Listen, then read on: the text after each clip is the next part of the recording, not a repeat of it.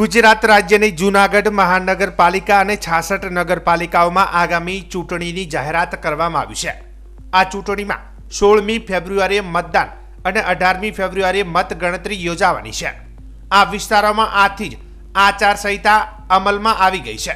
પ્રદેશમાં યોજાતી સામાન્ય ચૂંટણીમાં જૂનાગઢ શહેર અને નગરપાલિકાઓની સાથે કઠલાલ, કપડવંજ અને ગાંધીનગર તાલુકા પંચાયતોની સામાન્ય ચૂંટણી પણ યોજાવા જઈ રહી છે। જે ઉપરાંત બોટાદ અને વાંકાનેર નગરપાલિકામાં મધ્ય સત્ર ચૂંટણીની એલાન કરવામાં આવ્યું છે। સામાન્ય ચૂંટણી સાથે જે નગરપાલિકાઓ અને પંચાયતોની બેઠકો ખાલી પડી છે ત્યાં પેટા ચૂંટણીનું પણ આયોજન કરવામાં આવ્યું છે। તેમાં 3 મહાનગરપાલિકાની 3 બેઠક, 21 નગરપાલિકાની ખાલી પડેલી બેઠક, 9 જિલ્લા પંચાયતની બેઠક અને 91 તાલુકા પંચાયતની બેઠક પર પેટા ચૂંટણી યોજાશે। આ તમામ ચૂંટણી માટે 16 ફેબ્રુઆરીએ મતદાન થશે અને 18 ફેબ્રુઆરીએ મતગણતરી કરવામાં આવશે। પ્રિન્ટ અને ઇલેક્ટ્રોનિક મીડિયાનો આજની રાજ્ય ચૂંટણી પંચની પ્રેસ બ્રીફિંગમાં સ્વાગત કરું છું। રાજ્ય ચૂંટણી પંચની નેજા હેઠળ મહાનગરપાલિકા, નગરપાલિકા, જિલ્લા પંચાયત, તાલુકા પંચાયત અને ગ્રામ પંચાયતનું ચૂંટણી યોજવા માટે જે મેન્ડેટ છે એ પ્રમાણે આ વખતે અમે જે ચૂંટણી કરવા પાત્ર છે એ બધા અમે તૈયાર કરીને આપણા સમક્ષ શેડ્યુલ અને પછી કઈ કઈ જગ્યામાં ચૂંટણી થવાનું છે અમે એક વિગત આપું છું।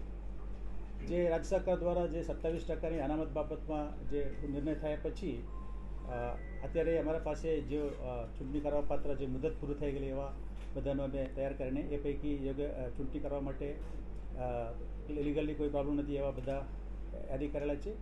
એ પૈકી જૂનાગઢ મહાનગરપાલિકા સામાન્ય ચૂંટણી, 66 નગરપાલિકાઓ સામાન્ય ચૂંટણી, કઠલાલ, કપડવંજ, ગાંધીનગર તાલુકા પંચાયતની સામાન્ય ચૂંટણી, બોટાદ અને વાંકાનેર નગરપાલિકાની મધ્ય સત્ર ચૂંટણી તથા પ્રસંગોપાત ખાલી પડેલા જે બેઠકો છે એ પૈકી અમદાવાદ, ભાવનગર, સુરત મહાનગરપાલિકાની 3 બેઠકો, 15 નગરપાલિકા પૈકી 21 બેઠકો વોર્ડની અને 8 જિલ્લા પંચાયતની 9 બેઠકો તથા 72 તાલુકા પંચાયતોની 51 સીટો પર પેટા ચૂંટણી યોજવા માટે અમે 19/12/24 તારીખે મતદાર યાદી મુસદ્દા પ્રસિદ્ધ કરવામાં આવેલ હતી।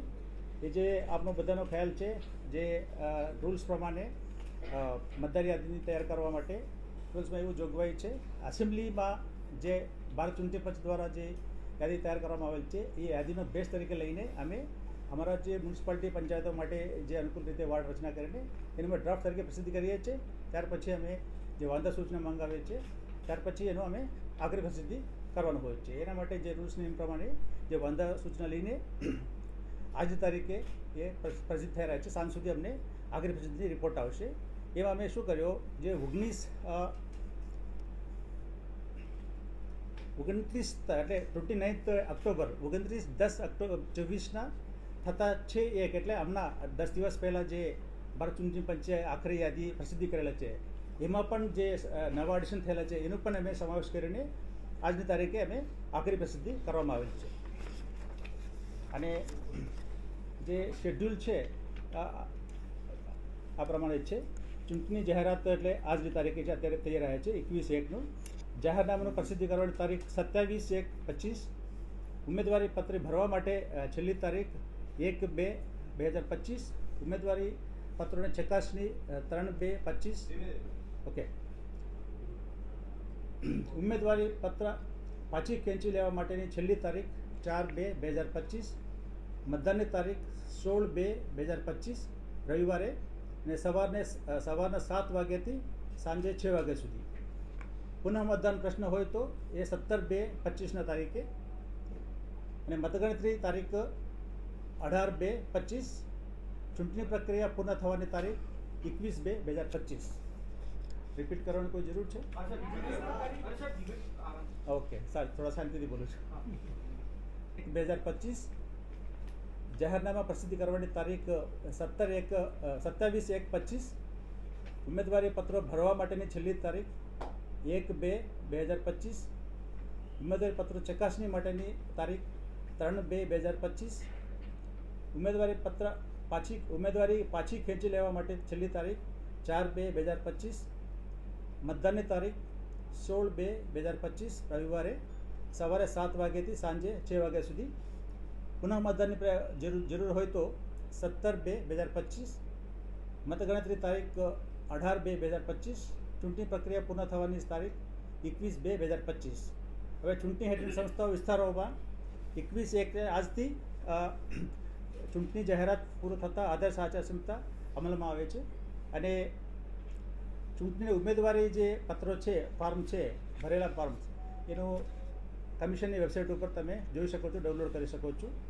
અને આ ચૂંટણી માટે જે 2016ના જે રાજ્ય ચૂંટણી પંચ તરફથી એક હુકમ કરવામાં આવેલ છે એમાં 14 ડોક્યુમેન્ટ દસ્તાવેજો મતદારો માટે ઓળખાણ માટે જે લઈ શકાય એવા 14ની યાદી પણ અગાઉ આપેલા છે, ફરીથી આપીશું. કે પછી મતદાનના સમયે ઓલરેડી મેં કહી દીધું. હવે આ મતદાન છે નગરપાલિકાઓની, કોર્પોરેશનની આપ ઓળખું છું, આ મલ્ટી ચોઇસ મિશનમાંથી કરવામાં આવે છે અને જિલ્લા પંચાયત, તાલુકા પંચાયતની સિંગલ ચોઇસ મિશનમાંથી કરવામાં આવે છે. એટલે બધામાં ઈવીએમ દ્વારા કરવામાં આવે છે. હવે જે ચૂંટણી થવાનું છે એ કુલ સંસ્થાઓ 170 છે. એ પૈકીની વોર્ડ અથવા કોન્સ્ટિટ્યુન્સી કહેવાય, એની સંખ્યા છે 696. કુલ બેઠકોની સંખ્યા 2178, 2178. કુલ મતદાનની મતકોની સંખ્યા 4390, એટલે 4390. આ પૈકી સંવેદનશીલ મતદાનની સંખ્યા 1032, અતિ સંવેદનશીલ મતદાનની સંખ્યા 244. એ તો અત્યારની પરિસ્થિતિની હિસાબે, પછી જ્યારે ચૂંટણી પ્રક્રિયા શરૂ થાય પછી બધા નોમિનેશન થાય થોડું ઘણું ફેરફાર થશે. આ માટે ચૂંટણી અધિકારીની સંખ્યા 179, એટલે 179. મદની ચૂંટણી અધિકારી પણ એટલા સંખ્યામાં છે. અને પછી બેલેટ યુનિટની જરૂરિયાત છે 8351 રફલી. અને પછી સીયુની 5697, એટલે રિઝર્વ સાથે રિઝર્વ તાલીમ માટે બધા અમે રાખીએ છીએ. એમાં પોલિંગ સ્ટાફની જરૂરિયાત છે 25000 જેટલા પોલિંગ સ્ટાફની જરૂરત પડે. પોલીસની સ્ટાફનું 10000 પ્લસ જરૂરત પડશે.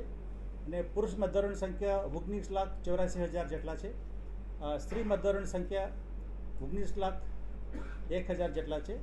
અને અન્ય મતદારો છે 145, એટલે થર્ડ જેન્ડર કહેવાય, એના માટે 145 છે. અને આપણે ફોલ્ડરમાં જે કેટેગરી એટલે નગરપાલિકા, કોર્પોરેશનના કેટલા મતદાર છે, પંચાયત, જિલ્લા પંચાયતના કેટલા છે, તાલુકા પંચાયતના છે, એ બેકઅપ તમને ઓલરેડી આપેલ છે પત્રકમાં, ફોલ્ડરમાં તમે જોઈ શકો છો. કરીએ છીએ. દાખલા તરીકે રિઝર્વેશન કરવાનું હોય, 40 સીટ હોય, એમાં સ્ત્રી પુરુષ સરકાર નક્કી કરીને આપે છે. એસસી માટે આટલા સીટો, એસટી માટે આટલા સીટો, ઓબીસી માટે આટલા સીટો સરકાર નક્કી કરે છે, અમે નથી કરતા. સીટ સંખ્યા અને રિઝર્વેશન સંખ્યા અમને આવે છે. હવે આવ્યા પછી પહેલાં પ્રાયોરિટી પ્રમાણે પહેલે શેડ્યુલ કાસ્ટનો અમે આપીએ છીએ. શેડ્યુલ કાસ્ટ પૂરતે પછી એસટીનો આપ્યા, પછી ઓબીસીનો, પછી જનરલ. ઓકે, એમાં જે એસસીનું પહેલાં આવ્યા, પછી એમાં મ્યુનિસિપાલિટીમાં 4 વોર્ડ હોય, એમાં ફર્સ્ટ 1 અને 2માં ઉમેદવાર આપતા હોય છે, 3rd અને 4th પછી બાકીના. એટલે જનરલી ફર્સ્ટ સીટમાં જે સ્ત્રીનું અલોટમેન્ટ થાય એ ભરી જાય, ત્યાર પછી બીજા રોમાં જાય છે. એટલે મ્યુનિસિપાલિટીમાં 4 હોય ને, 1 2 3 4, એમાં ફર્સ્ટ રો ભરાઈ જાય, પછી સેકન્ડ રોમાં જાય. મોટા પાયે ફર્સ્ટ રોમાં પૂરું થાય, સેકન્ડ રોમાં જનરલી ઓછા જાય છે. પછી 3rd row 4th row general reservation અને જનરલ માટે એ રીતે સિસ્ટમ છે આખી. એના પ્રમાણે દરેક વોર્ડની જે સીમાંકન થાય પછી, એટલે વસ્તીના આધારે સીમાંકન થાય. સીમાંકન થયા પછી એમાં વોર્ડ વાઇઝ એનું ડિસેન્ડિંગ ઓર્ડરમાં કરવામાં આવતું. પહેલાં એસસી, પછી એસટી, પછી ઓબીસી. એનો જે વોર્ડ નંબર, જે દાખલા તરીકે વોર્ડ નંબર 1 to 10 છે, પરંતુ એમાં એસસી પોપ્યુલેશન વોર્ડ નંબર 9માં વધારે હોઈ શકે, 1માં નથી. એટલે પછી 9થી શરૂ થાય, 9, 7, 5 જે ડિસેન્ડિંગ ઓર્ડરમાં એ પ્રમાણે, એસટીનું એ પ્રમાણે હોય, અને પછી ઓબીસીનું એ પ્રમાણે હોય છે. અને પછી દાખલા તરીકે પછી એસસી એક જ સીટ હોય રિઝર્વેશનમાં, ફર્સ્ટ ટાઈમ આવે ત્યારે એમનું જેન્ટ્સ સાધારણ આપીએ છીએ. જેન્ટ્સને કહેવાય સાધારણ, જનરલી ફિમેલ કહેતા હોય તો જેન્ટ કહે, જેન્ટ હતી જનરલ, ત્યાં બધા કમ્પ્લીટ કરી શકે, એમાં જનરલ રાખીએ છીએ. ફરી બીજા ઇલેક્શન આવે ત્યારે એમનું સ્ત્રીનું આપીએ છીએ. ફર્સ્ટ ટાઈમ એક જ સીટ હોય તો એસસી માટે એસસીને જનરલ આપે, પછી સેકન્ડ રાઉન્ડમાં સ્ત્રીનો જાય છે. એ અલોટમેન્ટ સિસ્ટમ છે. આ ફાળવણી થઈ સાહેબ, બરાબર? આ ફાળવણી સરસ સમજાય.